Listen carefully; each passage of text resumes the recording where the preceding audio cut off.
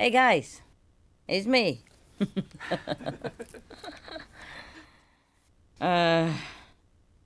want to hear some joke first, or you want to hear a story first? Story first. Story first? Oh, okay. How many stories? How many jokes?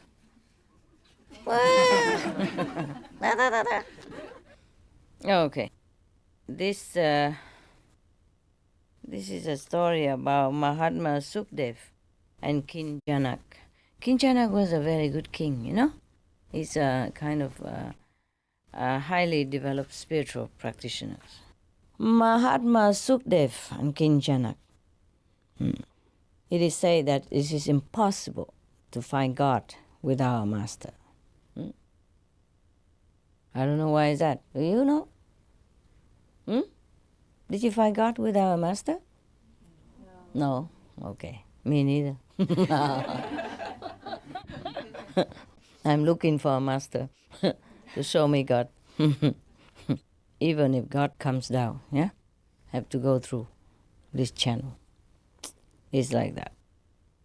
If you want to go to higher level, huh? If you want to go low level, like even third level, you can make it yourself. Mahatma Sukhdev, who possessed 14 merits, was the son of Rishi Vedvyas. Okay. He had true knowledge while still in his mother's womb. Wow. And was reluctant to be born because he feared that he would forget all he knew under the influence of Maya. Are we not all, huh? So fearful, right? You still? Are you still fearful? Be back again? Be born again? No? You're not fearful to be born again? Yes? Oh, why is it like some shake head, some, I don't know, what, why you shake your head? Don't want to be reborn again, okay. You don't want to be reborn again. That's very good. Good answer. Okay, here goes.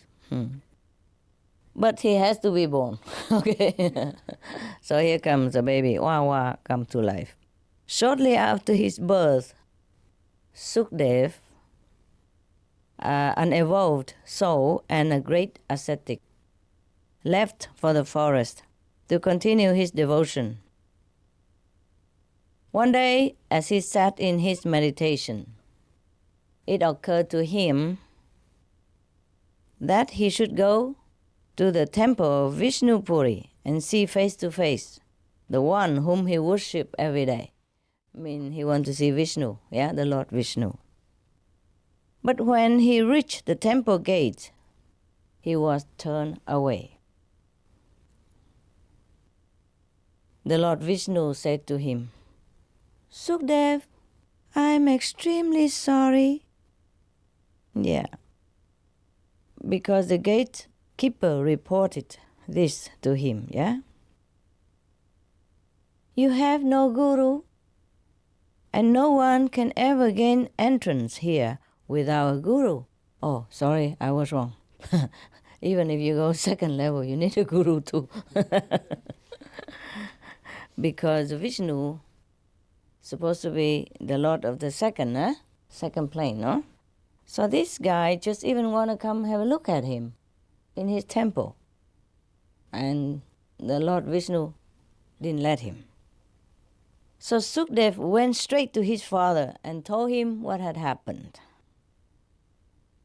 He was a vain boy and thought that since he was the son of a great sage who had himself carried out spiritual practice for a long time, there was no need for him to have a guru. Ha, wrong. Having received the instruction from Lord Vishnu himself, however, he sought his father's advice as to which guru he should select. The father said, there's only one guru whom I can suggest, and that is King Janak. His father replied. So Sukhdev was very surprised. Father, I do hope that you have not lost your wits in your old age. Janak is a king, while I am a sage. He means if he go and sit in under the tree and renounce everything, then he's a sage. Yeah, maybe he was a sage before he was born, but now he's born, he lost all that. Understand me? See how Buddha has to go through 6.5 years? See how Jesus have to be in the wilderness and travel great distance to learn with other master? Yeah? Before he became a master again. See how Prophet Muhammad had to forsake his family? Yeah? And went into a cave and meditate until the Gabriel angel came and tell him, you're okay now. You can get out and preach. See that? Huh?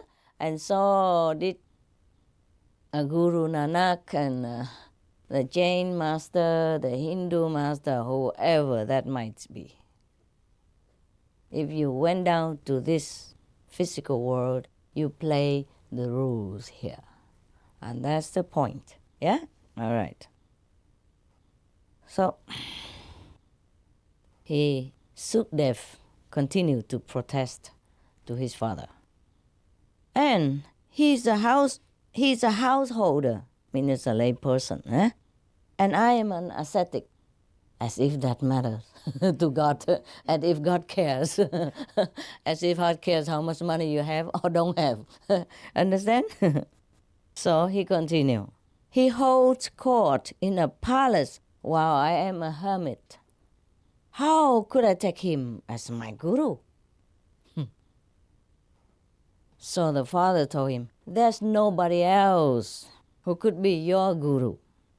He is the only perfect master at this era, at this time. Yeah. Whew, too bad. 12 times Sukdev's father sent him to King Janak, but always, due to doubt or misgivings, the son returned before reaching the king. Even before reaching the king, even. Oh, thank God I'm not a king, or somebody will not doubt too much, but I'm wearing a lot of stuff. Looks similar, yeah. That is because in the old time I was king and queen, yeah. And I have to live off the end of it if I don't want to come back here. Understand? The end of the luxury before I can go free forever. Okay, that's just for your information. Take it or leave it. Oh, God. Once, Sukdev even got as far as the palace of the king. But on seeing its richness and the great assemblage of worldly people, he was disillusioned by all the splendor and thought to himself, the mind thinking again, the ego come up. The king is completely given to sensual pleasures, he thought. I cannot accept him as my guru. Here come. You obstruct yourself. Yeah. Now, the law in the universe is that you lose spiritual merit if you slander or even suspect a realized soul. Yeah, I mean, a realized master, a great master, a perfect master. The more the doubts and suspicions that Sukdev entertained, the greater was the loss that he suffered. Eventually, only 2 of his 14 merits left for him. He has 14 merits before. Now he squandered it all by thinking negatively about a perfect master like King Janak. Yeah, I told you before. No matter if you're king or queen, commoner, garbage collector, if you have a perfect master and you practice well, you can be enlightened. You can be great saint. You can even be perfect master too. Yeah? It has nothing to do with the rope. Huh? with the clothes. Suppose I take all this off, don't wear nothing. Do you think I lose something? I lose some clothes, yes. Does it make any difference what I wear? Huh? Tell me. Or what you wear? Huh? Or not wear? To wear or not to wear? Has nothing to do with our spiritual attainment. Understand? Yes, okay. So at home I'm walking even, bare feet and wearing nonsense, whatever available. And here they brought a lot of stuff, so I just wear it for you to look at. Last time I didn't wear anything, huh? Last week, because I didn't bring anything with me. I just make it simple. This time the Maoli people come and they want me to sell all this. So I'm just a cheap model, Yeah, not even paid for it. like the farmer boss yesterday, the half-witted farmer boss, yeah? All the employee get all this and that benefit and get paid so much, and he bring home $15 if he's lucky, yeah, after tax and all expenses, yeah, and repairing for equipment and security benefit for the employees. He has only 15 left, but he has a name now, boss. Okay, a name cannot earn you much, but you got a name. All right, now, when he was sent back to the king by his father for the 13th time, the sage Narad, another sage who can see things, a clairvoyant sage, who lived nearby, saw what was going on and took great pity on Sukdev. Feel sorry for him. Because he has only 2 coins left. 2 merit left. So he thought to himself, the sage, the sage Narad, this poor soul is losing all his merits and should be saved, he thought. There was a small river on the way to Sukdev's home, and Narad Muni, disguised as an old Brahmin, started carrying mud and throw it into the water of the river. As he did so, the fast-flowing current simply carried away every time. Of course, no? Yeah? If you throw mud in a fast-flowing current water, what will happen? It will stay on top of the water waiting for you? Huh? To make a bridge? Perhaps. So Sukdev was observing this and thinking to himself again, this stupid man, he's trying to make a dam on a fast-flowing river. And it won't work, yeah? It's the clever young ascetic. So he come and talk to him. Sukdev come and talk to the old man, say, hey, old man, look here, listen to me. Please, first collect a few pieces of wood, place them in position, then bring large chunks of earth, and lastly throw on the fine mud. Then, only then, will you be able to make a small dam across the stream. Otherwise, you can go on throwing mud into the river, as you are now doing for the rest of your life, and it will be a waste of time and effort. Wow, how wise. Like, it sounds familiar, it's like many of my disciples trying to tell me a lot of things what to do. And I listen to all this advice all the time, and I'm still not getting any wiser. Yeah, sometimes I do ask the advice, just for fun, see how they react. And I begin immediately, yes, Master, I know everything about that. Listen. Blah, blah, blah. It depends on how much ego he has. He will jump at the occasion to teach me right away. Sometimes I ask to be friendly, Yeah, just so that they feel closer to me and not feel too distant. Like Master also asks advice. So no problem. It's cool. It's cool. We're buddies. Yeah, something like that. Okay. But of course, sometimes I don't know some things. Yeah, specialty like computer stuff. Then of course I ask. Yeah. Well, the old man replied to Sukdev, I'm only losing my day's effort. But there is a young man who is a bigger idiot than I am. And his name seemed to be Sukdev, son of Vedvyas. He has already lost 12 of the 14 merits that he possessed from former life because of his misgivings about King Janak. Only 2 remain to him now. My God. Honesty hurts, huh? How you say, straightforward advice, yeah? You only get from good friend, yeah? Most people don't care to tell you about your wrong. Or what doesn't concern them, no? You won't give them anything. And maybe you even get mad at them. And maybe curse them. Maybe even criticize them.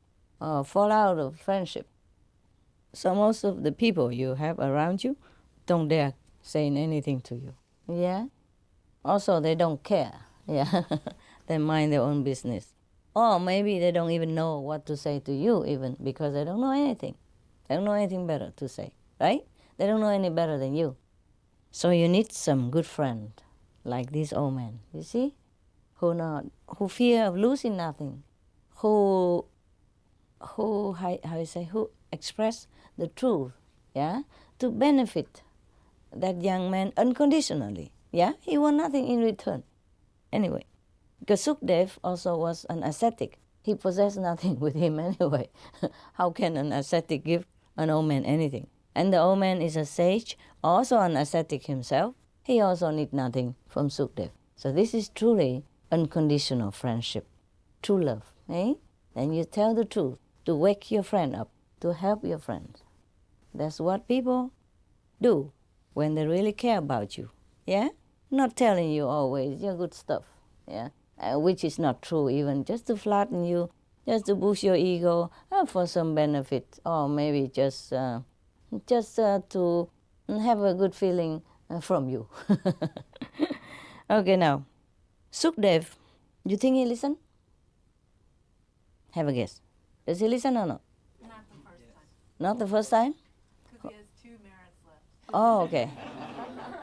You think he listen now? You okay? Who else? I hope so. Yeah, okay. You think he listen? Anybody who thinks he listen right now, raise hand. Anybody who thinks he will listen later, the last merit, raise hand. And other no opinion? I didn't listen, huh? Or don't understand English. Okay. Good excuse, huh?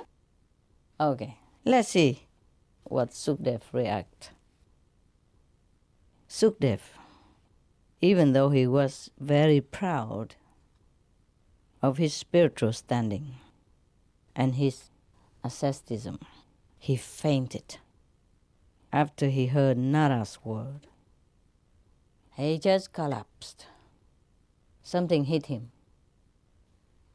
Some truth hit him direct on the heart. He fainted. Oh. When he regained consciousness, there was no one there. But he remembered the old man's words, and swearing to himself that nothing now would keep him from his goal, he set out once more to meet King Janak. The Lord has his ways of bringing his souls back to him. Although Sukdev still could not understand the need for a master, he was not ready to lose his last 2 merits. So it was that he set off to the king's court for the 14th time. Okay. That's good, huh? Yeah. Why did Sukdev fainted? Anybody have idea? Why did he fainted when he heard the old man say that? Yeah, he was shocked, but why should he be so shocked? What made him so shocked? He realized what the truth, okay, but how does he believe the guy? How could he? He didn't even know the man. He didn't even respect him in the beginning. How could he believe the old man? And so shocked that he fainted. Tell me the main point. Hmm? It touched his soul. He touched his soul. Yeah, maybe, yeah. Well, how come his father's word didn't touch his soul before? So tell me what? Tell me why. Anybody outside can come in if you have idea. I will give you 3 cakes. Anybody from outside come in? Anybody? They want to come in? Anybody? Check it out. Come here, guys. I'm waiting. Counting to 10. 9. Awakening. Yeah, we know that. The power of the truth went through the layers of their ego. Perhaps, yes. The fact that he has only 2 more points left. Yes, of course, we know that. But how did he believe an old man? Check your IQ. It's so obvious. The old man told him about his dad, about his memories from former lives. Uh-huh. Things that nobody else knew, or perhaps he knew that they all. That's right. That's right. Because the old man doesn't know him. Yeah? And he doesn't know the old man. How does he know his father, his name, and where he's going, and what he was doing, and all the intimate thought of him about King Janak? Not everybody knows about that. And also the old man would not need anything from him, you see? Whereas the father, maybe your father, of course, always push the children to go learn this and do that. You take your father's advice for granted. Yeah? Many children do not believe parents. Maybe sometimes because they live together and personality conflict possible, yeah? Or some because you take your parents for granted. They teach you since young. Always tell you clean your teeth, brush your tongue, change your socks. It's all this kind of thing, and the children seem to be too tired of advice from parents. Yeah, that's one more thing. Of course, he has also the the narrow conception of how a sage should look like, and how a spiritual perfect master should live their lives, his life or her life. That's why. You see what I mean? That's the trouble with people. You just want a master to fit your window. And small as that. Yeah. And you don't learn any much further. I mean, even suppose he was right about asceticism, yeah? That is good or anything for him or for anybody. But look at so many other masters in the past, yeah? They are not always ascetic. See? The Guanyin Bodhisattva of China, she is all diamonds and yeah, jewelry all over, no? And other Bodhisattva, I saw them drawing picture with a lot of decoration. And Sakyamuni Buddha is ascetic, of course. But there are many others who are not. Other masters who are not. Yeah. So this guy is just too square. Of course, if you are very attached to sensual pleasures and all the splendor, material splendor of the world, then it's good for you to be detached. Yeah, to balance your life. Yeah. But if somebody like King Janak, he could give up his kingdom and everything in a second notice. Yeah. It's just that he has to continue because it's his destiny. It's the fixed karma of this lifetime. That's what he has to do. So he does it. Yeah? that doesn't mean he's attached to all this luxury of the palace or any position. He couldn't care less. That's the best king. When you don't care about position and power of a kingdom, then you can be the best king. Because you don't do it for position, for gain, for respect from your subjects, but you're doing it to take care of your people, to discharge your duty as predestined before you're born. Yeah? So then he's a good king, and of course he's a good master as well. Because his heart doesn't attach to whatever around him. His heart attached to the truth, yeah? To the teaching of God. So it doesn't matter what he wears, what he does really. But being less enlightened, this Sukdev begin to judge, how a master should be. So that's why he couldn't bear it when King Nanak lived in luxury, have perhaps one wife and many other extras. Yeah, but maybe the king has wife and extra wives, but his heart is not attached to there. That's just whatever a lot to him in this lifetime, a lot of diamond, a lot of gold, a lot of wives, or a lot of palace. He just had to accept it, yeah. And there are also other master like Kabir. He was only a cobbler, no? Yeah, and he also a great master. He doesn't have to be king or a monk, or anybody special.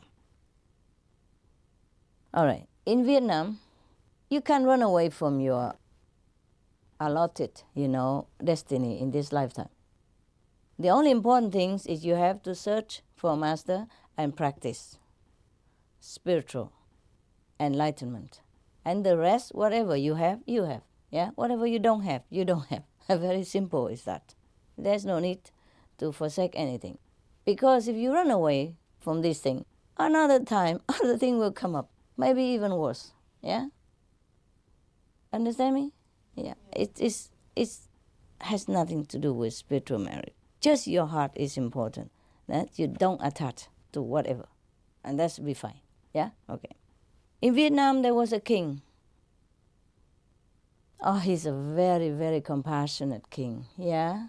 And he's not very attached to position as king or royalty, nothing at all.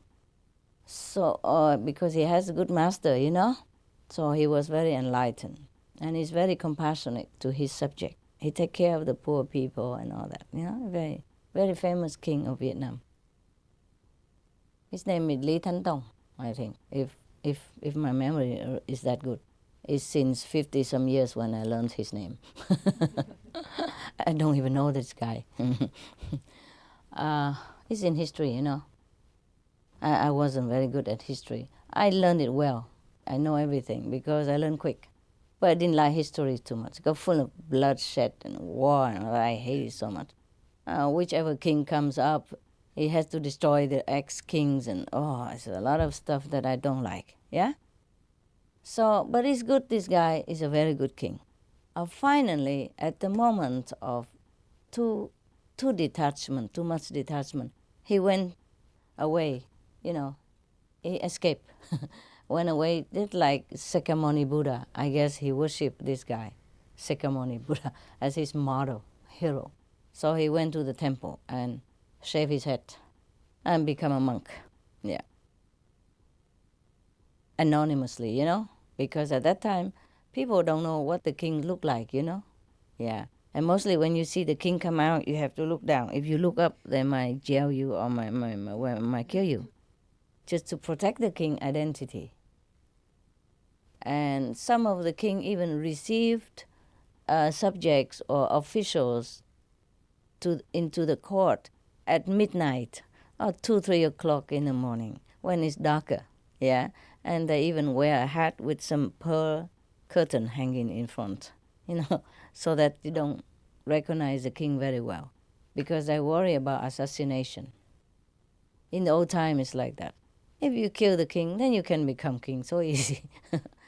There's so many stories about that, right? Yeah. Just like checkmate, and then you're done. Yeah. So this king went to a temple, became a monk, and his prime minister, yeah, after find out, sending spies all over the country, find out where he is, where he was, take the whole court officials with him to the temple, camp outside the gate, bring all the stamps, the seals, whatever, and his crown and his thorn, everything put out there in a tent, and say, yeah, wherever the king is, that's where the court should be. so they make the capital right outside the temple of the gate and make the king work just like usual. You understand me? Whatever he wears, it doesn't matter to him. Okay, if he doesn't want to wear the crown, they just put it on his chair, and his clothes, hang on the side, and the throne on the chair, and the seal, the royal seal, and the king's all the official office stuff is all laying around there, array for him, just like in his palace. Yeah. And then they begin to construct palace around the temple as well. So you know what I mean? Then he has to go back home.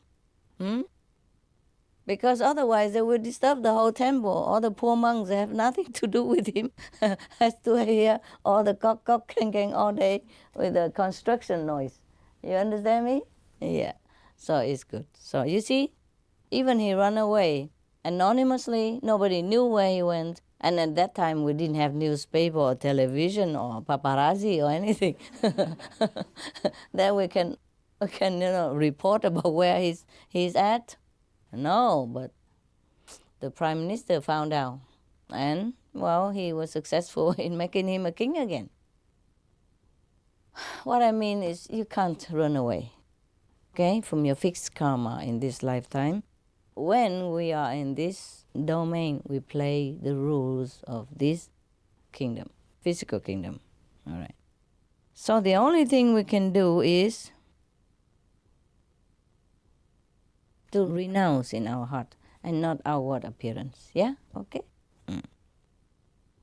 Right. Any question? No, it's so clear, right?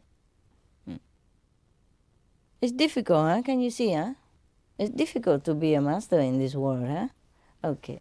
If you are an ascetic or a monk and you go around begging, people think, oh, maybe you do it for food, work for food. And if you are a king, yeah, have everything, but teach people for free, people also say, oh, yeah, he's attached. He's not renunciate. He's all for luxury and fame and name and political splendor. He's not a real master. You got me?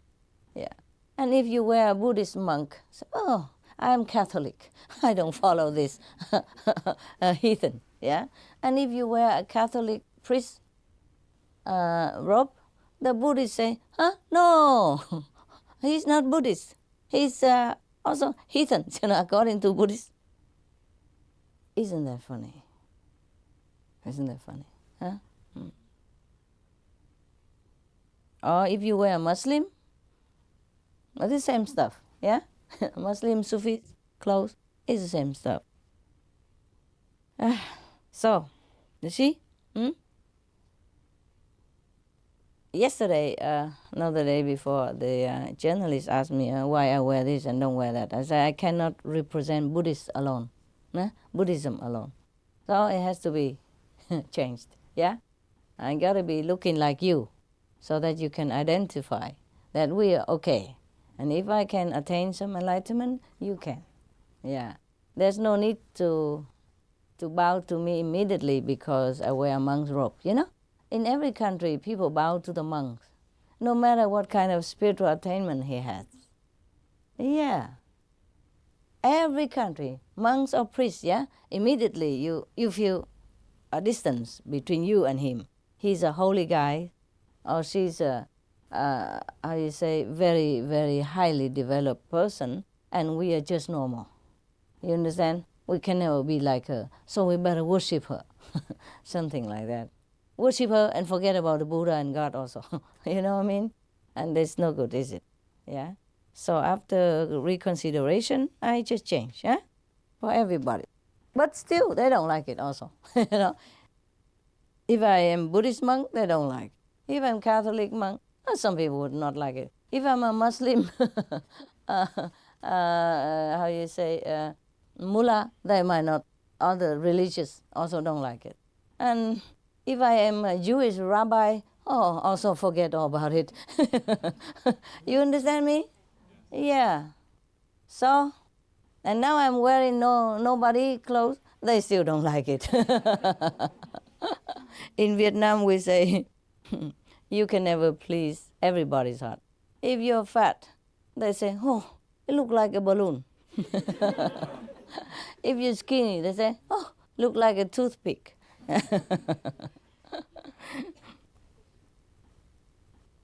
And if it's raining, they say, oh, it's so wet.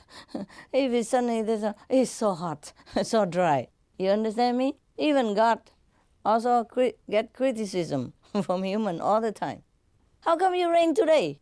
I just want to go out, have fun, a picnic, okay. How come it's so hot, sunny today? I just want to go out for a picnic. Too hot for a picnic. Too wet for a picnic. Understand? Yeah? Even God is not favorite to everybody at all time. Yeah. So I just quit.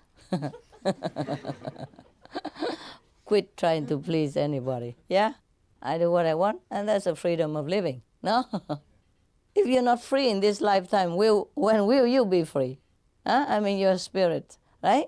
If you're always subject to people telling you what to do, today they tell you to be Buddhist, tomorrow they tell you be Muslim, next day they tell, oh, Catholic better, look better on you. And next day they say, oh, the Jewish cap suit you better, and blah, blah, blah, you know? So you just be free, okay? The way you are is good. You are free, and you know who you are. At least some part of yourself. Huh? And if you don't know your whole body yet, you know up to the stomach is also not bad, no? And slowly come up and know the chest and the throat, maybe the face. Oh, it's me, all right. Yeah. Enlightenment is like that, you know? Know yourself, né? Okay, now you know a little bit of yourself, yeah? Or much of yourself. Different people, yeah? But you're knowing something about yourself, eh? And you recognize that great self.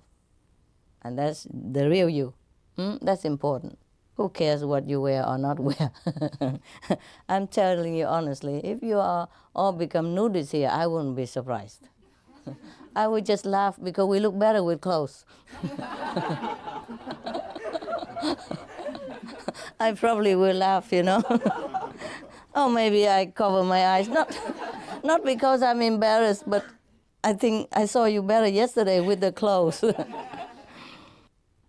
Yeah, I mean, not all of us have a good shape, you know. It depends on, of course, personal taste, of course. Né? But I told you I happened to be in a nudist camp by accident, remember?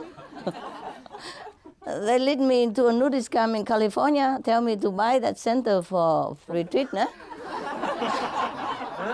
Didn't tell me anything where I'm going. So when the Adam opened the gate, I wasn't prepared only. I hope it's not written on my face. I tried to be as natural and casual as possible. A tough girl, enlightened master is no big deal.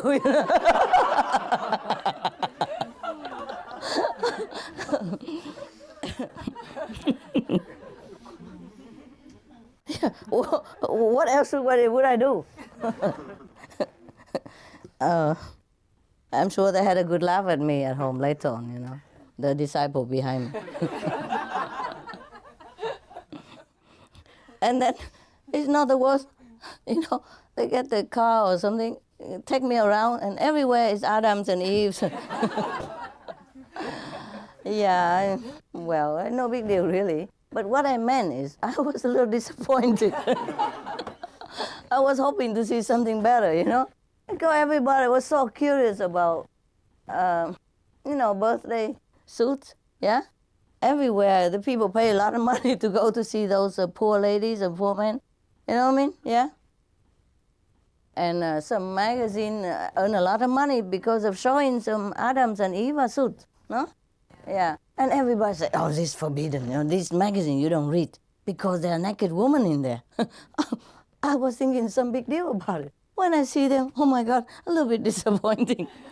I'd rather they put on clothes and a more illusion of beauty and I would say charm, And that's the only thing that you will feel when seeing too many people naked, I feel this illusion. I thought, why don't you put some clothes on? You look better, Thing like that.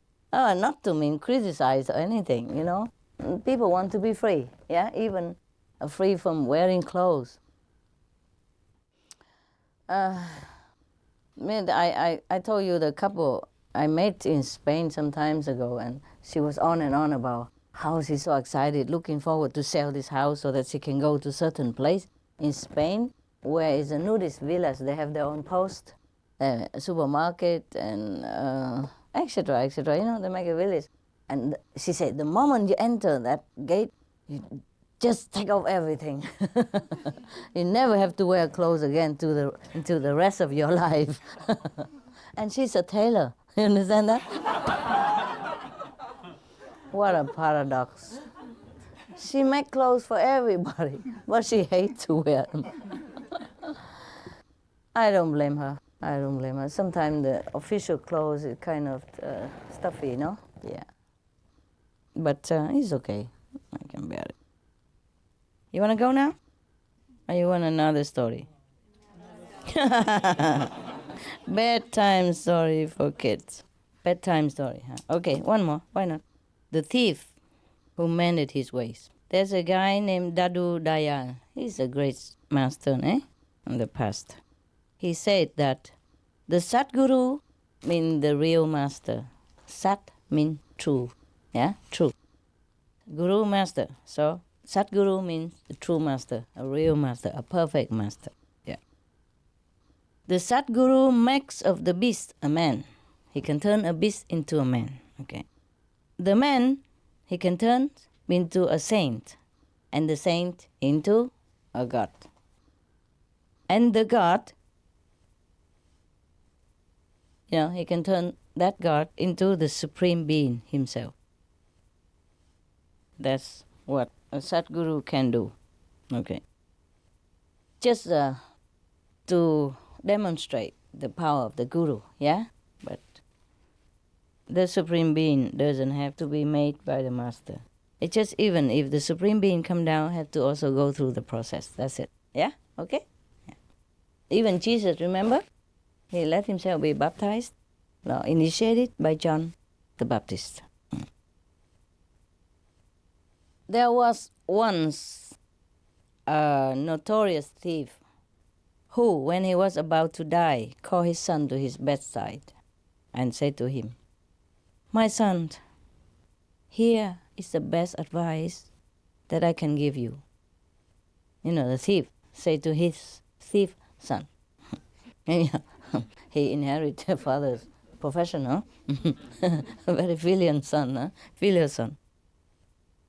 First, as a thief, you should never enter a temple. Mosque or hostel for pilgrims, like ashram, yeah.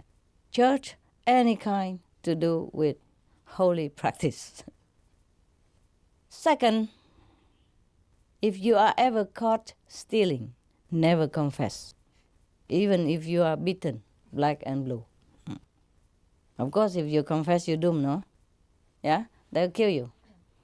Or chop your hand off, depends on the country, Or jail you for life, yeah. So he said, if you're severely beaten, don't ever confess, yeah. After this, the king of thieves died. He was a very famous thief then. He never get caught, or maybe never get jailed. You see that? He lived until old age, so that means he's a good thief. After that, the son went out stealing every night. But one night, he had broken into a house. The people woke up and they raised their alarm and caught him. So he didn't know which way to go. So he just run, and then he happened to have the one-way escape is to run into the hostel for pilgrim. Yeah, like people like in India, they constructed pilgrim hostels everywhere in the Himalaya. Every few 10 miles they have one, for free. You can stay there. It is nothing, no bed, nothing. You just sleep on the muddy ground, wet and whatever it is. They don't offer you anything, just a roof. Yeah. So I told you already, yeah, that I was in a couple of them, several of them, yeah. So he remembered his father's advice, but since he has no option else, he went into the hostel.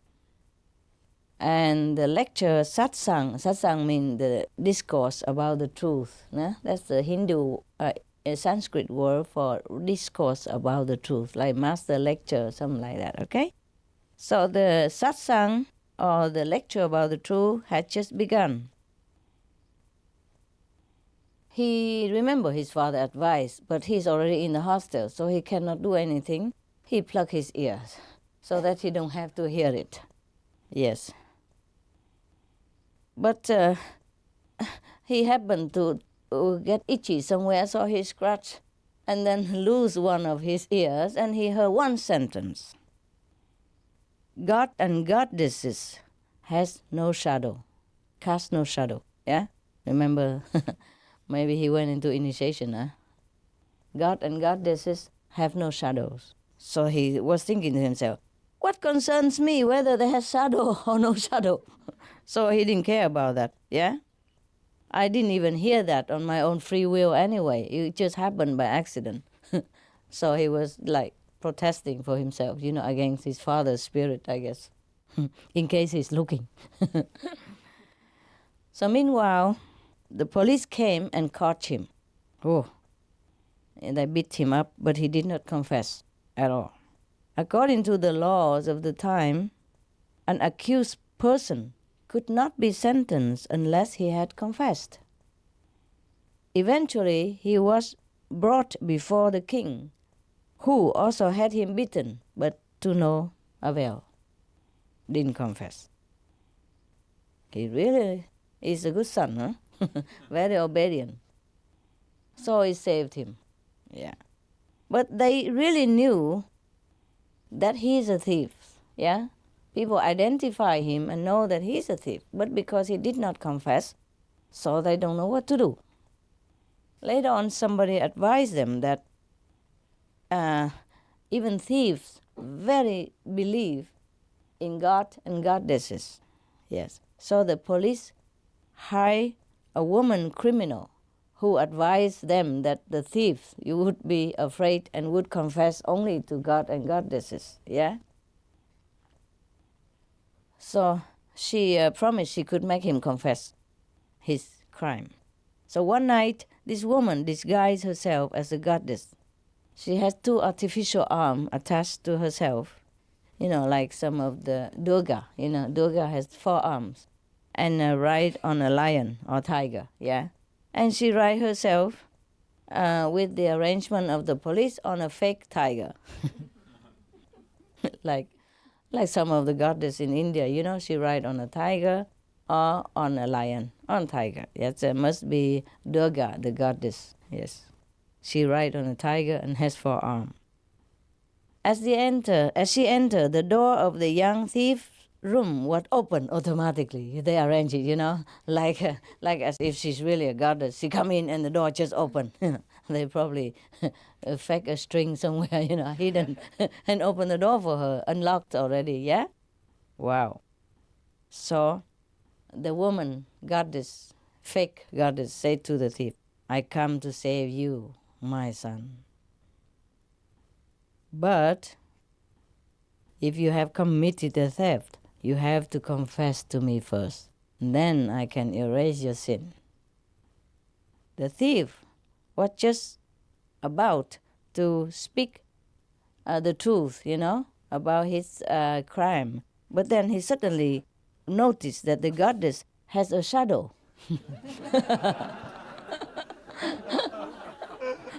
You know already, yeah. Yes. So he remembered what he has heard in the pilgrim's hostel during the brief period and the itching time that he let his ear loose. God and Goddess cast no shadows. Oh, so he said to himself, I know she's a fraud. So he said to her in the most innocent voice, Divine being, I am not guilty at all. They just beat me up for nothing. Please help me. I cannot bear anymore this injustice. They don't give me good thing to eat here. They beat me up a lot. I'm going to die. If your great power, blessing, don't help me, then just kill me now.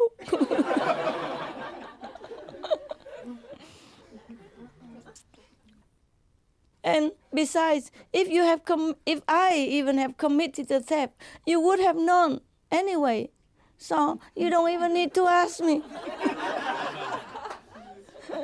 You know I did not, right? You know it. You are the goddess. You know it.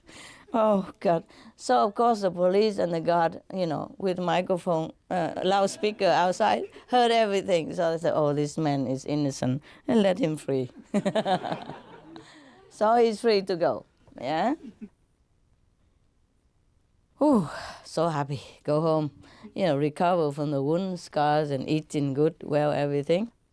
And then he was thinking to himself, I just accidentally heard one sentence from the teaching of the truth. And it saves me from torture, saved me from death, yeah? Saved my honor, everything. What more good would it be if I attend and listen to the whole thing and every day? So, of course, he came to the, temple again and listened to the master discourse every day. And he became a Kuan Yin practitioner under the Supreme Master Ching Hai. And he never steal again. And he became a great saint of that time. Bravo!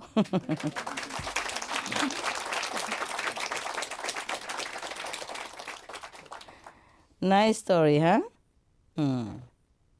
I think so. It's a very beautiful story, huh?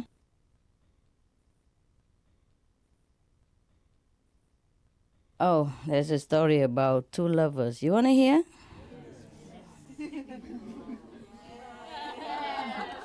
Maybe I come back in a while, okay? I leave it here so you know I come back.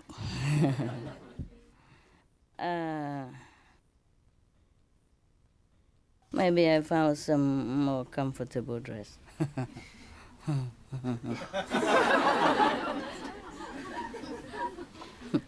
It's all your fault. You cook a lot of stuff.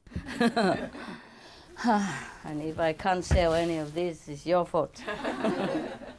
When they look at me like this, how I sell my dress, huh? See, so it has to be, like, huh? Okay, see you.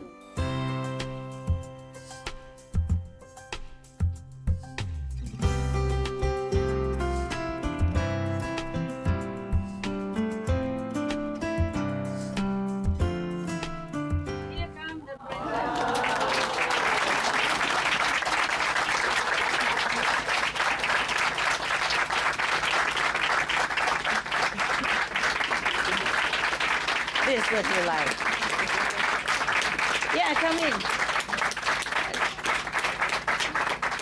Here's some more room. Some more room here.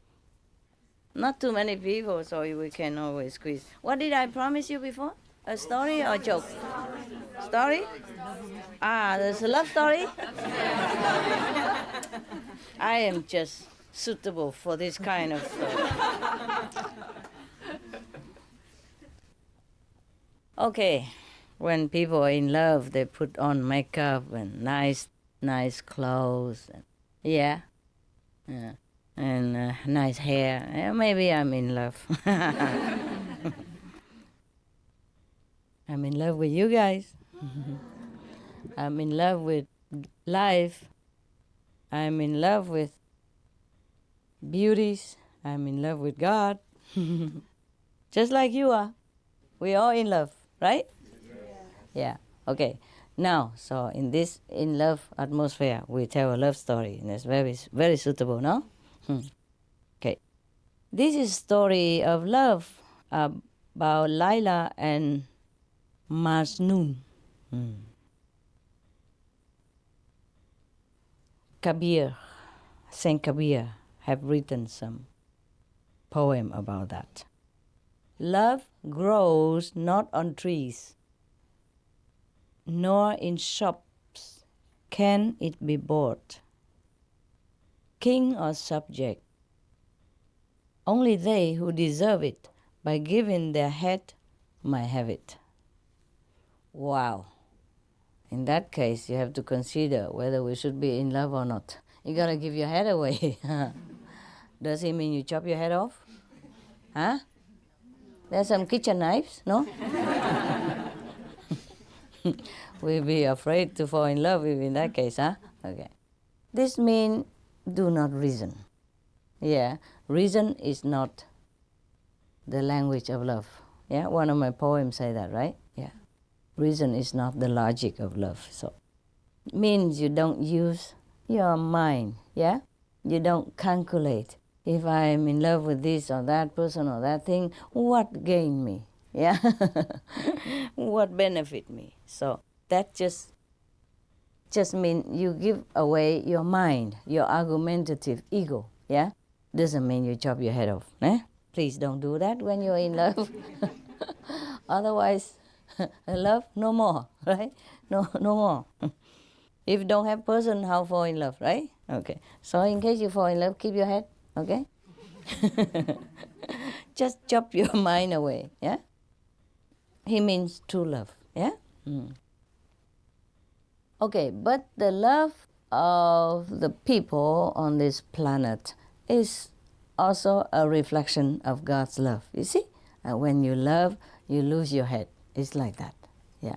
That's why when people love God, yeah, they forsake everything. Yeah? The king forsake his kingdom. The prince forsake his inheritance. The queen forsake her luxuries. And even a normal people, they forsake their house, their family, even their possession, anything that they deem obstructive to their love for God. Similar to ordinary love in this life, person who is deeply in love with God, he has no reason. He cannot explain to people why he has to leave his family, why he has to renounce all his possession, to go into somewhere or nowhere, sit there alone, and thinking of God, contemplate on God, and want to know God, want to be near God. Isn't that crazy? Yeah? He doesn't even know what that God look like. Mostly before you contemplate, before you have meditation technique, before you met a master, you don't even know what God looks like anyway. How can you fall in love with somebody you don't even know? That is a madness. Yeah? But that's the way of love. The same with we fall in love with the human representative of God, yeah, which is look like this, that, all that, all that, the black one there. Are you in love? Yeah? See that? Yes. Yes. Okay.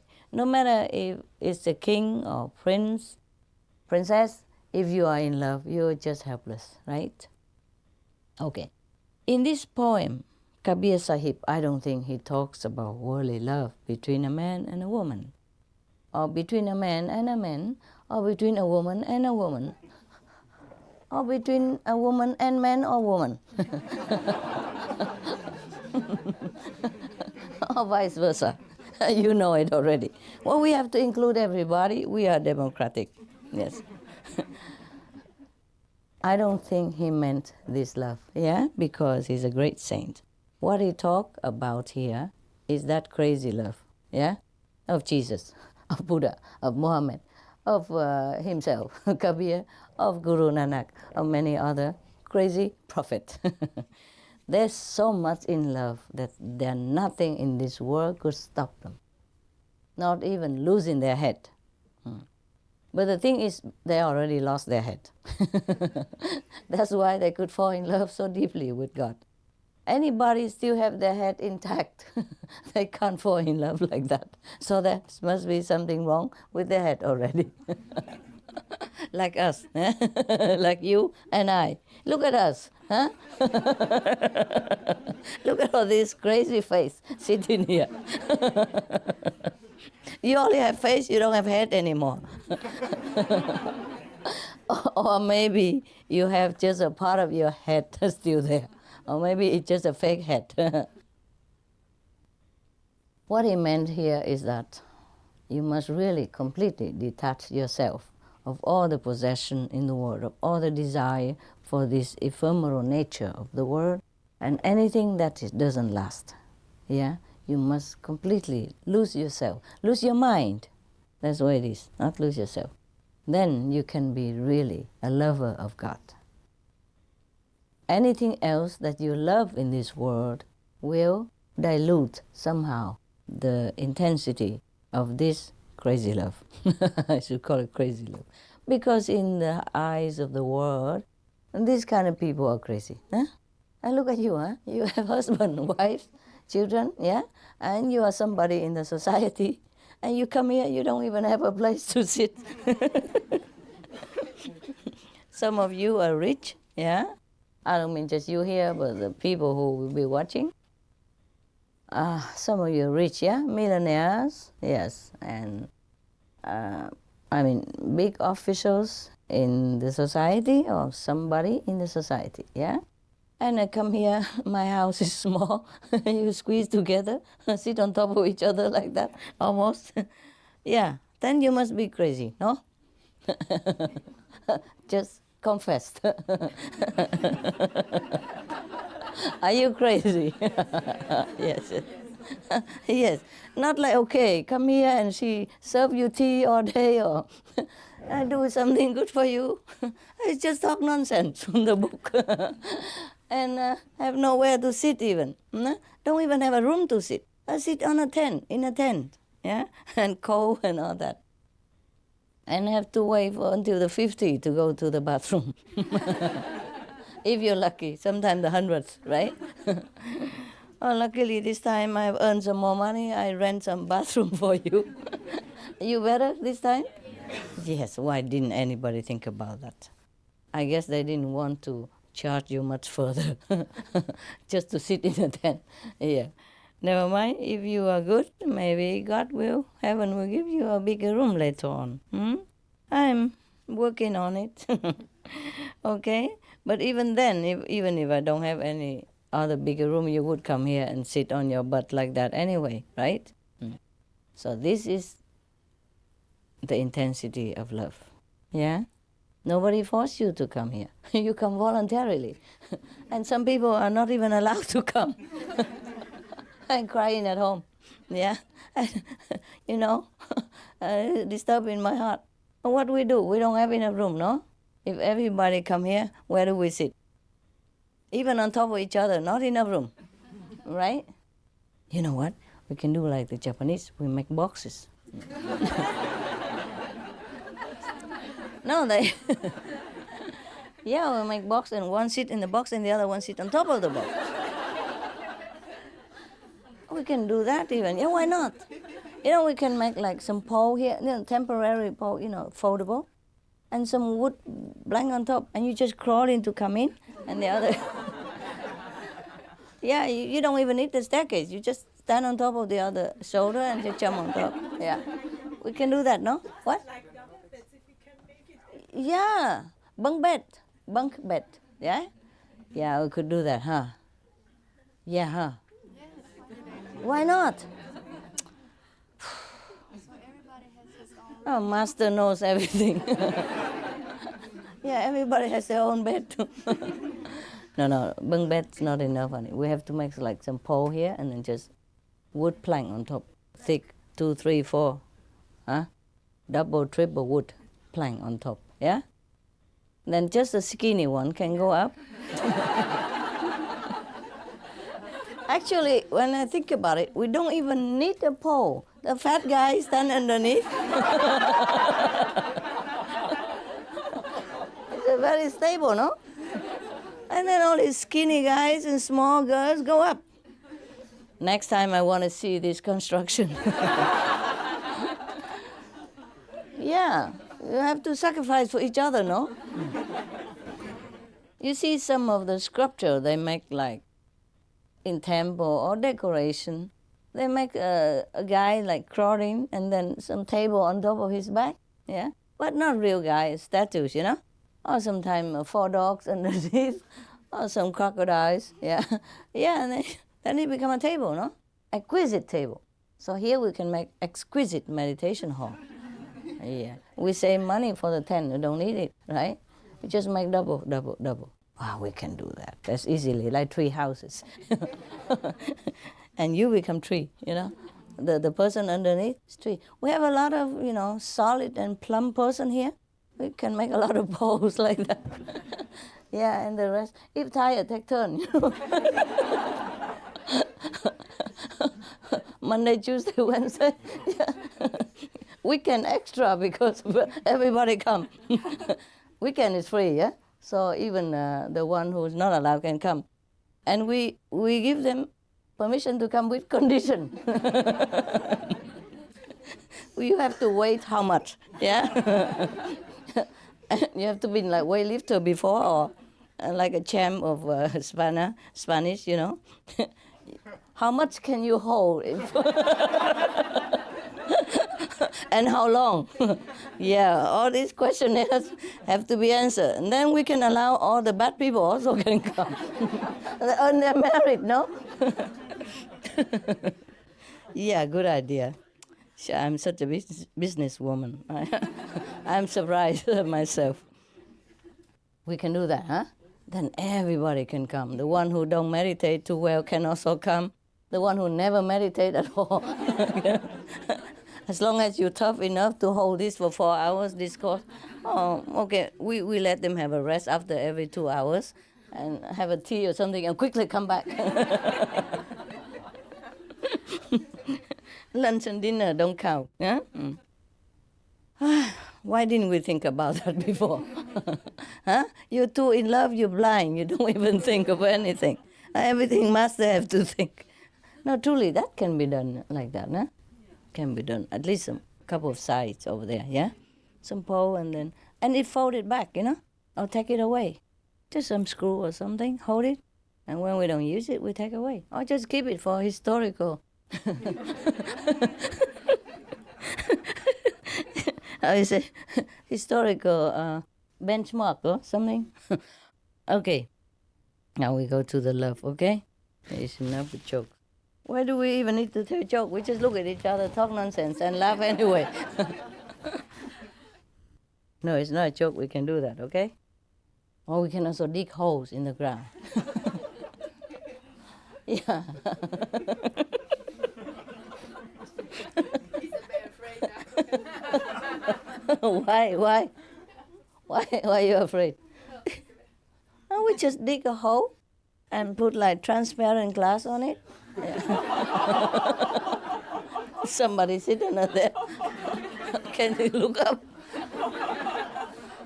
You know the lousy practitioners can sit under somebody else's bottom and look up. Well, if they don't practice well, they have to look up to somebody. They look up to somebody who practice well, no? So that's a good idea. Yeah.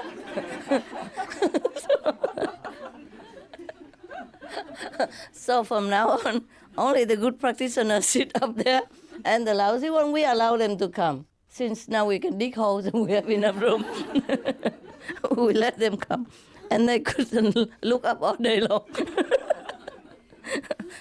Well, it's not too bad, is it? I mean, I'm sure they prefer that than staying home and crying over there. No? Yeah, okay. That's a good idea. Okay, Paris Center, you hear that? You will be the first ever. And all the center will follow up.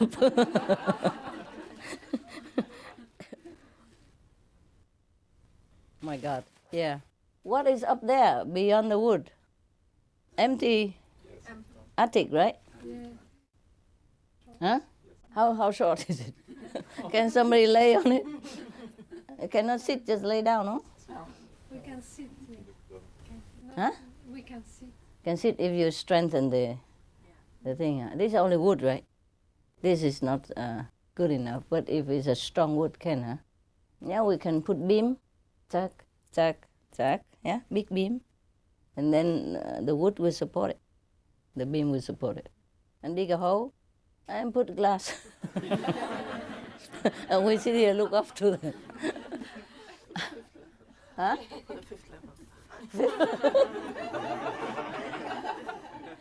For fifth level people, she said. Yeah. So, what? Why? I don't understand it. Why? At least you have humility. I don't mean humility, I mean honesty. Knowing yourself is a good point to start, you know? Okay. From now on, whoever can come here, we check the level. And, accordingly. Right?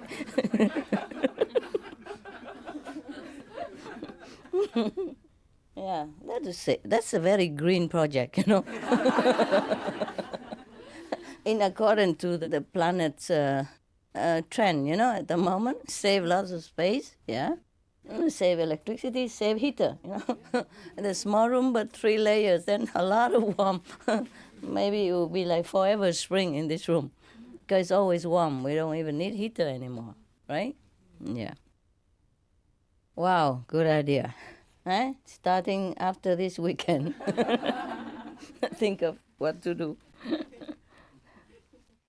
Wow, this would be cool, huh? Actually, huh? Don't have cellar? This center don't have cellar, huh? The basement. Basement, yeah. How come? Don't have basement, don't have attic. What kind? And you didn't even make it. You could dig a hole and make an attic out of it. And dig a hole and make a cellar, no? That's not difficult, is it?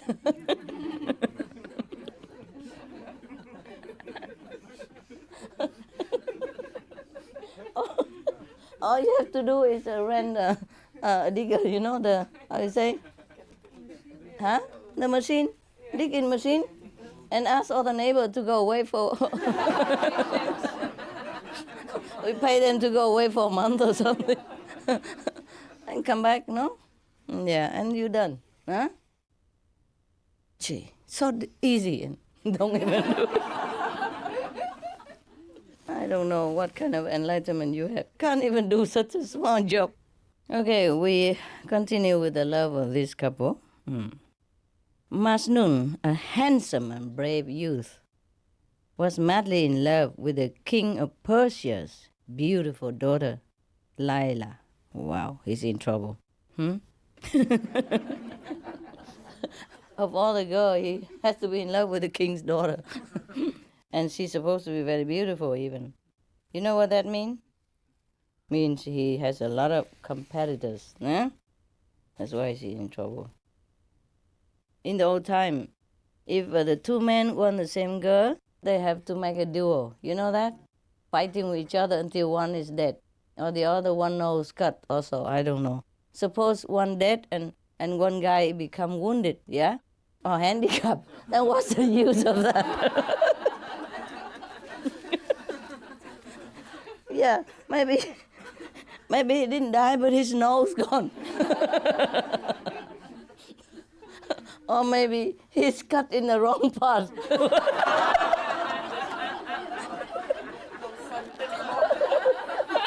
Don't be so graphic.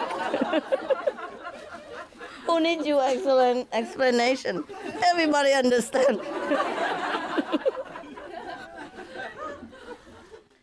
They are very enlightened in this matter. You no need, no need for your cheap advice.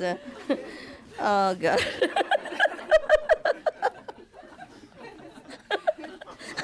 I don't know. It's a love story.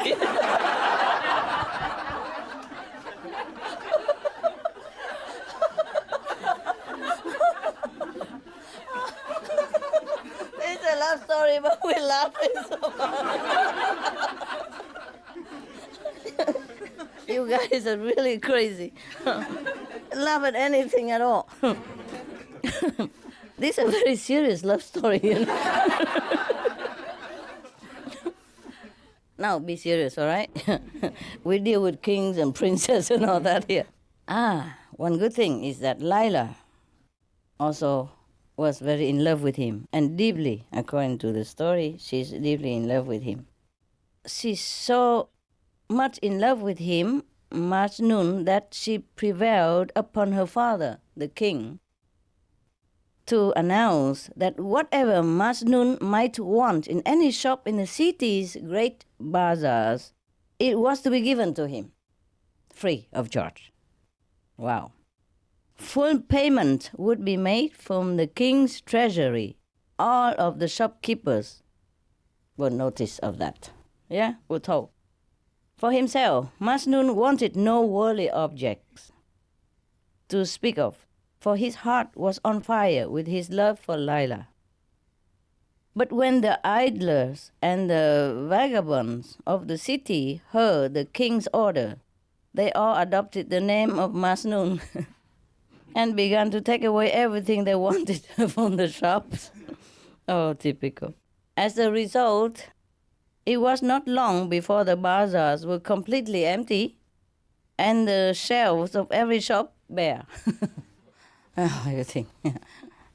Beware the wolf in the sheep clothes. Yeah? This is kind of, I think, also a parable about a real lover of God and fake lover of God. No? Okay. Because they just wear like him, they just talk like him and make the name like him. In the old time, you don't even have photograph to prove it. Yeah? They just painted the photo if they want a photo of somebody, but it takes so long to paint some picture. You can't even give it to all the shops, yeah, to identify Majnun. Okay. The merchants and town people stormed in a body to the palace of the king to complain. "Oh, king," they said, "there may be 1, 2, or even 10 Majnun. But such a thing would be entirely possible. But certainly there cannot be hundreds, thousands of Majnun, hundreds of thousands of them. They are looting the city right and left, and a stop must be put to it at once." Of course, when all the men in town become Majnun, can you imagine how much the whole kingdom? Yeah? Too much. "I will consult with Lila," the king replied, "and will then make a plan to put an end to this great deception and dishonesty. Is Majnun 1 man, 2 men, or more?" The king asked Lila. "The city is filled with Majnuns, and they have ransacked every shop in the bazaars." Lila at once understood what had happened. "Leave everything to me," she said. "Please, father, don't worry. I will quickly rid the city of these impostors masquerading as Majnun. You will see the results of my plan by tomorrow at the latest." So Lila then sent for the chief officer of her bodyguard and ordered him, "Send your soldiers through every part of the city at once, preceded by drummers beating on their drums. and have the soldiers announce to all people that I will go to the bazaar tomorrow with a dagger, a knife, dagger, right, in my hand to collect Majnun's flesh. He should present himself before you and be prepared. Okay. So when the soldier made this announcement, every false Majnun disappeared, as if by magic. And only one true Majnun remained. He came before the soldiers, bare his body, and said, "Kindly tell my beloved that I am ready to be killed." Okay, you understand? So only the true lover is not afraid of any test or any demand from his love, because he knows it's just a test. Yeah? This is just a parable of people who is in love with God. They fear nothing else. You understand? Even if God command them to die now, they would do it. They live for God, they die for God, and only God alone. It's a nice story, no? At least we had a good laugh, huh? Later it become too serious. Huh? Okay. This is also likened to many of the people who proclaim themselves, to be spiritual or to love God and all that, but in fact they're not really after God, They're just after the name of a lover of God, Or they're just after some profit, maybe recognition from the people, from the innocent people who doesn't know what is fake, what is real, maybe some material profit from that, or maybe some fame, or maybe just to satisfy their vanity, that they are good. So even asceticism or renunciation is not the real guarantee of a person's spiritual enlightenment, as we have read before that. Sometimes renunciation also make you feel very great. You feel proud. Look, I am a so and so, ascetic. I'm a saint. I'm a sage. I forsake everything. I go into the forest. I eat only once a day. I stay only in the forest under the tree. I don't even have any possession. I'm great. You see, the ego make you feel that way, but not guarantee nothing. As you have seen in the story of Moses, a lot of people left whatever they have and go with Moses with nothing. But they don't even understand what the purpose of freedom. Because they went out there in a free country, free land, promised land, and they're easy to practice their faith. But they didn't use their freedom rightly, And then they just became lazy. Their freedom gained easily, and they did not care. They think they did a good job already. They left everything behind, and now they should enjoy. So they plunge themselves into sensual pleasure and worship a goat just for easy escape, And just to make an excuse that, well, I am worshiping something. I am religious, I have faith, I am a virtuous person, blah, blah, blah. But in fact, it's all just for show and stupidity and vain excuse. Whom are you cheating? You're just cheating yourself, right? Yes. The same like in this story, or the fake lover of the princess. They just want profit, you see? They don't really love the princess at all. That's why when she demands their life, they run away. Similar like that. The true devotee of God have no fear of hardship, no fear of trouble, no fear of any test or command from their beloved. It's just the fact one just want to join in sometimes for fun or have nothing to do. Their heart don't belong here, So any little thing, they run away. Any little hardship, any little demand, any little test, they run away. You understand me? Yeah. So it's good It's good that we know the story of love. It's a kind of worldly love in the story, but it is meant to tell us about the real story of love for God. Yeah? Any question concerning this love? As usual, no. Need I to ask? Master knows everything. Or she doesn't know everything. That's why she keeps asking us. Yeah. So we talk about the love of God, the real love one. Okay, I read you another story, okay?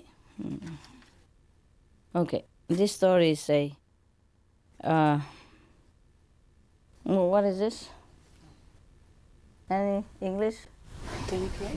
Yesterday, a Muslim who didn't ever read, a person who didn't even read the greatest poet of all time, one of the greatest of all time in Persia. And today the English don't even know the word. Master knows everything. You don't need to, right? Okay. Oh yeah, there is explained. Let no one slander the perfect mystic, for he and God are one. That's Kabir again. Satta and Balwanta were a couple of pathis, mean chanting, singers, in Guru's Ajandev's Sangat, mean the assembly of saints. Yeah, Sangat, yeah. With little understanding of their own temerity, they asked that they should be given money by the Sangat to help them pay for a wedding in the family. When they didn't get what they want, they left the Sangat altogether. The two singers. Secretly, they harbor a belief that their sweet voices would be so much missed that no one else would bother to attend satsang either. Satsang means the discourse of the true master, about the truth. So they think if they left the guru's place, the ashram, and nobody would ever come there to listen to the master. Do you understand? Okay, that's clear. So, much saddened by their behavior, the Guru Sahib called them several times to once again sing for the Sangat. They did not relent. Seeing this, the very humble and gentle Guru then went personally to speak with them himself. He was not at all put out by their refusals and asked them kindly, "Please come and sing for the Sangat. Do not be so upset. You may have all the money available and any amount later as well." The singer was still not appeased. In fact, they were convinced now more than ever, because the master has spoken to them personally, that the Guru could not do without them, that the Guru really in desperate need of them. Phew. Talking about arrogance. Oh, we do have some of that kind of people, believe it. I have some. I've seen some. So they went around their friends, telling everyone that the Sangat only came to hear them, not the master. Believe that or not? They even said that Guru Nanak owed his fame to the beautiful singing of his singers. In India, before the satsang, before the master discourse, they make singing, dancing and all that, like we do that sometimes, yeah? It's a volunteer by the disciples. But I don't know these people, why they are so arrogant like that. Well, I told you the ego is some terrible troublemaker. If you are successful at something, then the ego say to you, that's it. You are the best. And nobody can do anything without you. And that's how the ego keep growing. You see what I mean? The ego grows in this kind of environment.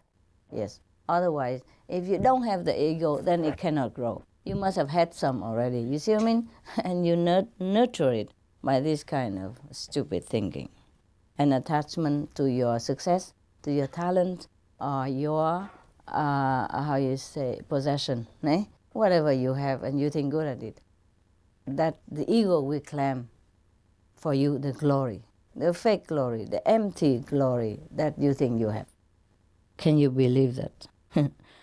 By saying this, they had denigrated all the gurus from the time of Guru Nanak, because all the Sikh gurus have had a lot of singers before they have discourse, yeah? So they think, oh, because of them, the Guru Nanak has become famous. Or the guru after Guru Nanak had become famous, not because of the master enlightenment or amazing discourse, or enlightening discourse, but because of their sweet voice. That's what they believe. So the Guru said to them again, you could have said anything against me, but you should not have slandered Guru Nanak and his successors. Go now. Go away. Not only you, but even those who set their eyes upon you will suffer. Of course, such kind of ego like that will make trouble for everybody, right? And such a sin that they committed, that anybody even befriended them would suffer too, the related karma, the collective karma with them. Just like if you are connected with an enlightened, virtuous person or a master, then you derive some benefit from their virtues, their merit. The same if you associate yourself with some great sinners like this, then of course you have to share their sin as well. Yeah, you are the company you keep, no? Whew. If anyone, the Guru continued to say, if anyone comes to me recommending your services, he will find that his face will be blackened. He will be paraded through town on a donkey and chased by urchins. The Guru was really mad now, I think. He tells the truth. He's not cursing them. He's just telling them the consequence of their, disrespectful action and words and thought. You see? They commit all thoughts, thinking bad, negatively, and acting negatively toward the Guru, and slander, talking negatively about all the Gurus even, not just the present Guru. They don't realize what they have done to themselves. This is a very great sin that they have committed. So the Guru subsequently took on new singers for the satsang, and as God would have it, Satta and Bhawanta became very ill.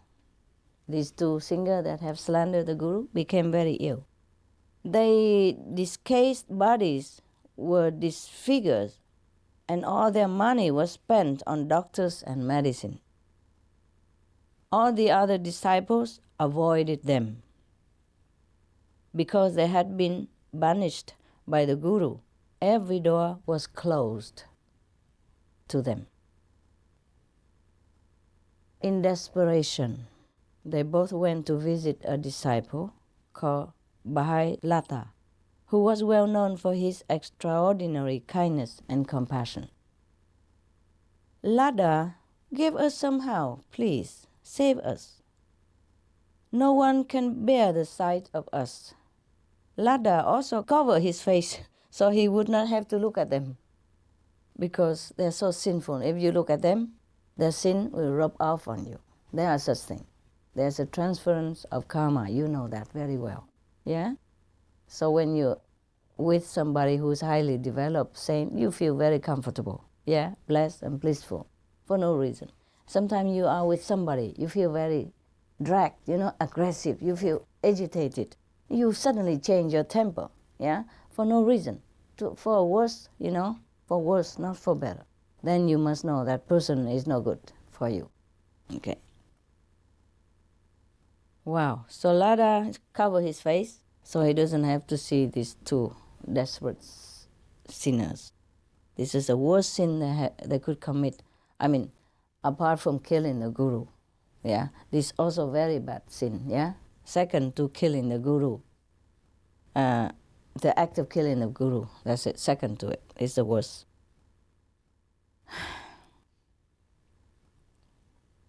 The guru had warned that even those who set eyes on them would suffer, and so.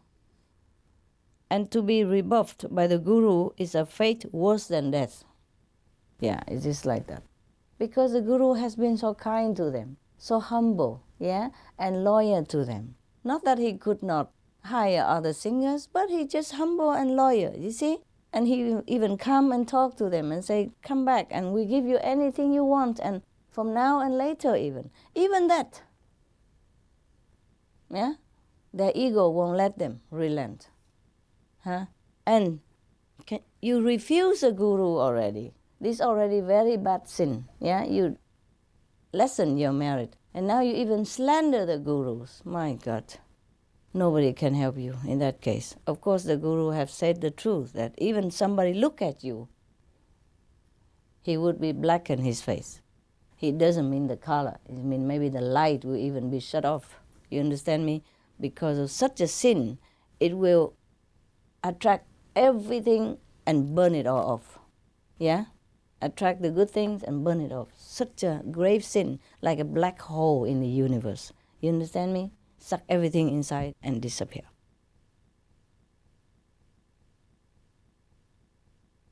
Yeah, such a people like that. Of course, very sinful, no? Heaven would refuse them, huh? How can you treat a master like that? Yeah? Not only you're not humble, yeah? You make mistake already, and the master already humbly come to you and offer anything that you say you wanted, and still don't relent. Understand me? Then this kind of person can only go to hell. No? Heaven cannot accept this kind of people. Suppose even this guru in the story is not even an enlightened master. Nah? Now maybe he's not even great master, okay? But he's practicing goodness, you see? He's a virtuous person. Yeah, the Sikh guru at that time, up to the 10th, this one is in between guru. And he a vegetarian, he meditate, on God. He loves God. He take care of people. He take care of his disciple. So even if he is not a great master, he's a virtuous person. Yeah, he's a saintly person. So you go against this person when they already humbly try to make peace with you, then it's of course no good. Not to talk about you are a disciple and betray the master and go out and talk bad things about him, about things he has. It's not true. You understand me? So we don't need to believe in hell or anything. We would know this kind of person can only harm you if you even look at them. Yeah? They will transfer their badness to you, the negative energy to you, no? So of course the guru did not really curse them. He just spoke the truth to let them know at least where they stand, in case they want to repent. But no, they didn't. You see? And then they fell ill, they lost all their fortune, they in trouble, and then they come to this disciple who is the most compassionate and maybe loving and kind. But even this guy, he covered his face. I would, if I were him. So Lada said to them, all right, because he was so kind. I shall do my best for you. Just leave me now. He don't want to look further. He don't want to keep covering his face too long. In India it's hot, You cover your face too long, you sweat, Get away first, and I do what I can, no? Keeping to the conditions set by the guru, Bahai Lada blackened his face. He rode a donkey through village after village, chased all the while by urchins. Eventually he reached Amritsar and the house of his master. Oh my God. What's all the noise about? Asked Guru Arjan as Lada arrived on the donkey with his entourage of urchins. And some of his attendants report to the Guru saying, Lada is coming to see you on a donkey. So Lada pleads with the Guru Arjan, please, dear master, tell me, where in all the world can someone go who has been disowned by their Guru? So the Guru was touched by these words of Lada's. So he said, very well, summon Satta and Bhavata, the two singers. Yes, he said, and ask them to sing the praises of the Gurus, just as they have recently slandered them. What they sang is recorded in the Adi Granth. Those censored by the saints have no place to go. Satta and Bhavanta had to pay heavily for speaking ill of the masters. And that's at the end. But he has saved them, nevertheless. Instead of slandering the Gurus, now they sing praises. So they wrote beautiful songs out of their repentance. I guess they wrote beautiful songs and keep singing the praise of the master instead, to balance it, no? What you have done bad, now you have to do good, huh? But because they repent, they knew their trouble, they knew their badness, so they repented and they wrote beautiful songs. Therefore, their beautiful songs have been included in the Granth Sahib, that means the Bible of the Sikhs, yeah? So people still sing them nowadays.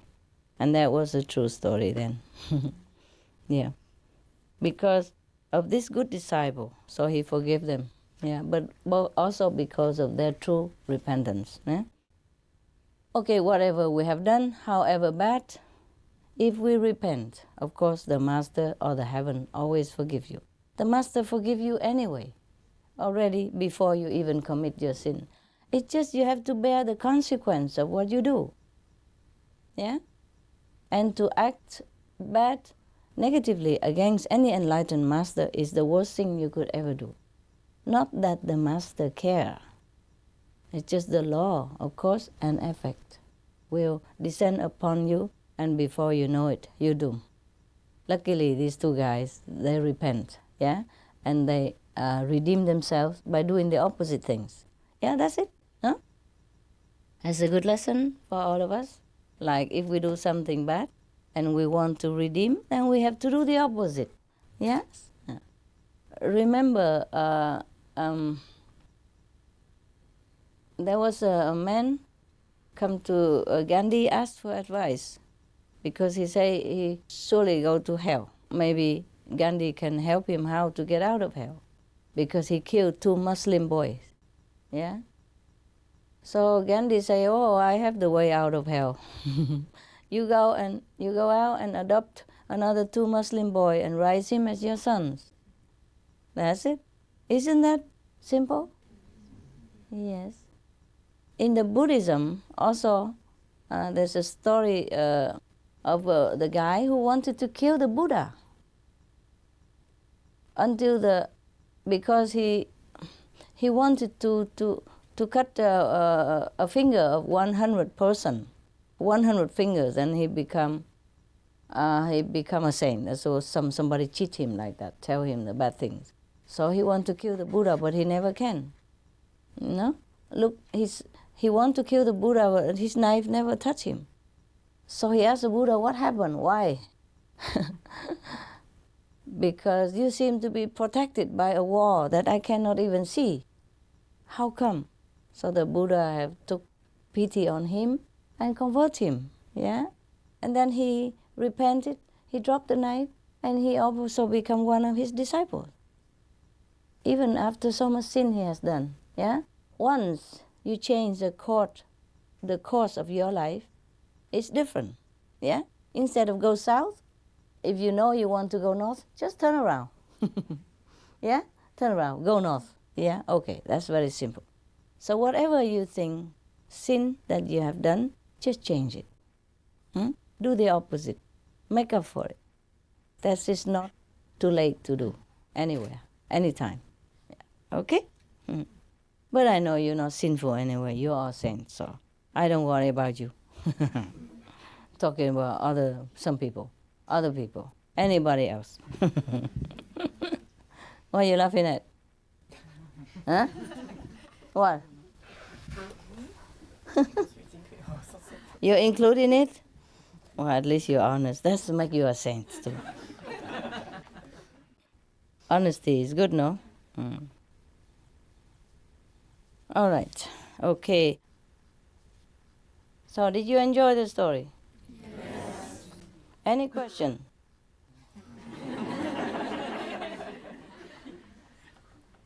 Huh? No? So simple. Yeah, you seem to be very more enlightened. Yeah, for my liking. You have progressed a lot. Although, you see, I do feel it. You know what I mean? It doesn't have to be proved or pinpoint. You just feel it, eh? Yeah, by your question, by your not questions, yeah, by the atmosphere. Of course, some of you have still some little problem, yeah, or maybe been rubbed off by some of these singers, in the guru's court. But then every time retreat, we cleanse it. See, yeah, even the small one you cleanse at home, the big one, the retreat, cleanse it. Yeah, and you will come back home, you feel better, no? Cleaner, yeah, for a while. Until you play with the mud again, like my dogs. Then I got to clean again. But it's okay, it's okay. You see, my dogs, this is about dogs, but it's similar to your story. My dogs, they don't stay outside all day. You see what I mean? They just go out for 20 minutes, half an hour, some hours, 4 or 5 times a day. 4 or 5 times a day, we take them out, yeah? So that they can do their business, no? Yeah. 20 minutes, yeah? If it's cold, 15 minutes, they run back. The attendant also want to run back. If it's a nice day, they can be a little longer, yeah? But then they come back inside the house. We clean them up, yeah? With vinegar solution, yeah? Some vinegar, like 50-50, and then use the water to clean again, so they don't smell too bad, or the vinegar residues don't hurt their eyes or too much all day vinegar, 4 or 5 times vinegar. So after vinegar, we clean with water, yeah?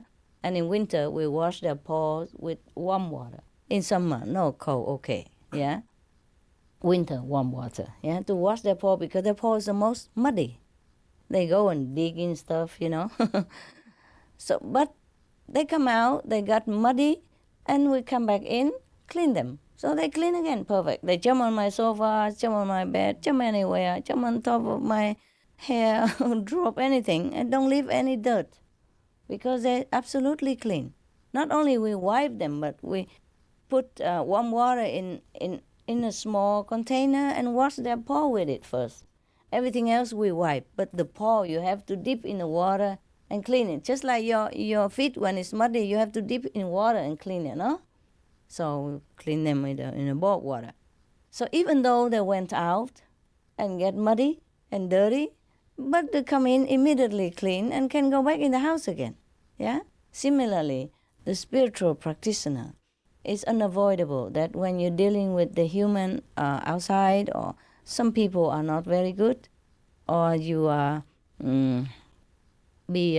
you will be affected by some of the negative thought of the world, which is crisscrossing everywhere in the air. But when you sit down to meditate, you cleanse it all out, yeah? And the bigger cleaning when we go together like this on retreat. You understand? Yeah. That's why even if you are dirty, you get cleansed. You see what I mean? Not like the dogs outside, the wild dogs, who never get cleansed. And then they have sickness in their body and all that, and other trouble, or hungry, cold, nobody care. You see what I mean? My dog also goes out, get muddy, but just temporary, yeah? Just like you, see? You go out, you work, maybe you get affected, but temporary. When you go inside your house, in the kingdom of God, you cleanse again. Yeah. And we continue like that until the day we go back to the real house. Then we don't ever have to be dirty again, because inside the house never dirty, right? Inside my house always clean. What's wrong? What? You want some cake? What is it, love? Did I offend you? Something? I touch your heart by cleanliness? Yeah. Just for love. You don't need it really. So don't worry about, your problem. We have to deal with the fixed karma of this lifetime. We have to undergo suffer or not suffer because of something we left behind last life and we didn't clean it well. And this lifetime we have to do what we have to do. Yeah? But don't worry, you always get cleansed. Yeah? And once you're up there, nobody can touch you anymore. And this lifetime, maybe they still can touch you. Even if you're a great saint, they still can bring suffering to you. They still can touch you, because you're here in this physical planet, nearby, yeah? But once you're up there already, after this physical planet, nobody can do anything to you ever again. Just once more time suffer now, yeah? And even then, already much smoother than before, no? Less suffering, eh? Sometimes suffer in a dream only, yeah? And more meditation, less suffering. So it's cool already, yeah? Okay. Congratulations.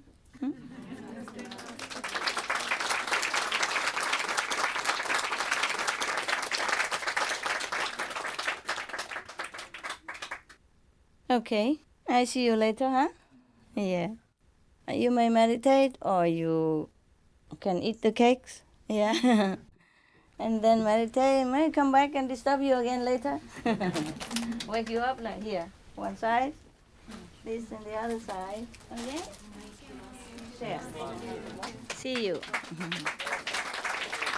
Wow, my shoe.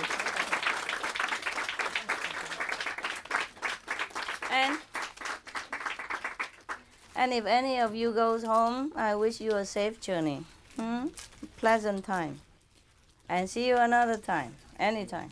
We see each other. Okay? Love, love.